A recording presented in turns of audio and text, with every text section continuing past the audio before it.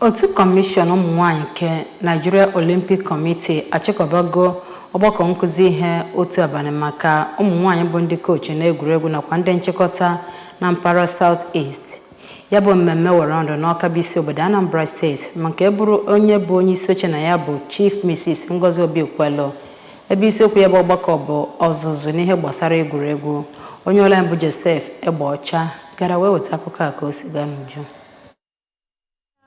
Na ọkpụrụkpụ okwu nke ọ sụrụ na bekee Overcoming Obstacles to Successful Sports Coaching and Administration bụ onye isi oche ndị ụmụ nwaanyị ahụ na-eme ihe egwuregwu nke ha kpọrọ Nigeria Olympic Committee bụ ọkammụta Florence Adeyanju dụrụ ndị niile bịara ya bụ ọgbakọ ka ha jisi ike hụ na ha bụ ọpụrụiche site n'inweta amụma bụ ịgba na n'igosipụta onyinye amara Chineke nyere ha n'ihe gbasara ịzụ ndị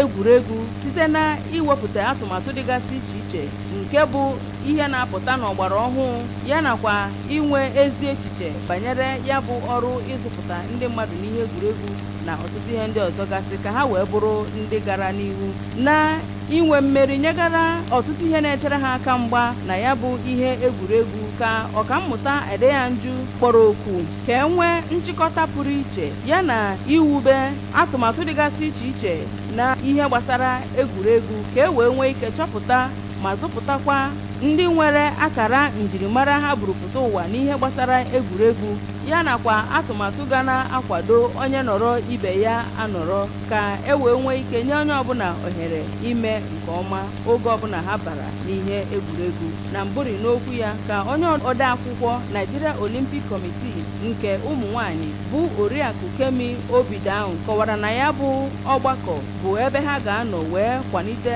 mmụta na ikikere ụmụ nwaanyị ndị nhazi egwuregwu na otu ha ga-esi wee na-achị ọchịchị na ebe dị iche iche ha na-arụ ọrụ ka ha wee nwee ike bulite otu ha si arụ ọrụ n'ihe gbasara egwuregwu. Onye ala Naịjirịa nke ihe gbasara egwuregwu rubi dị n'aka bụ Princess Alban Ugonweze Agụgo kọwara na ihe mmụta ụzọ anọ ahụ nke egosiri ndị bịara ọmụmụ ya bụ ihe bụ nke esi na ya wee gosipụta ha atụmatụ dịgasị iche iche esi wee na-akwado ụmụ nwaanyị nọ n'ihe gbasara egwuregwu ka ha wee nwee ike na-etinye ma na-atụpụta atụmatụ nke ga-enye aka ịkwalite ya bụ ọnọdụ n'ọdịnihu. Ọtụtụ ndị bịara ya bụ ihe ọmụmụ bụ ndị gụnyere Sports Director nke si Imo Steeti bụ Oriakụ Patricia Ezezi na Oriakụ Stella Ọkpọkwu nke si Enugu Steeti kọwara na ha ji nnọọ nnukwu ihe wee na-alaghachi n'obodo ha dị iche iche ma kpọọ oku ka a na-enwe ụdị atụmatụ ahụ na ọgbakọ ahụ ka e wee nwee ike na-akwado ụmụ nwaanyị na-esonye n'ihe egwuregwu.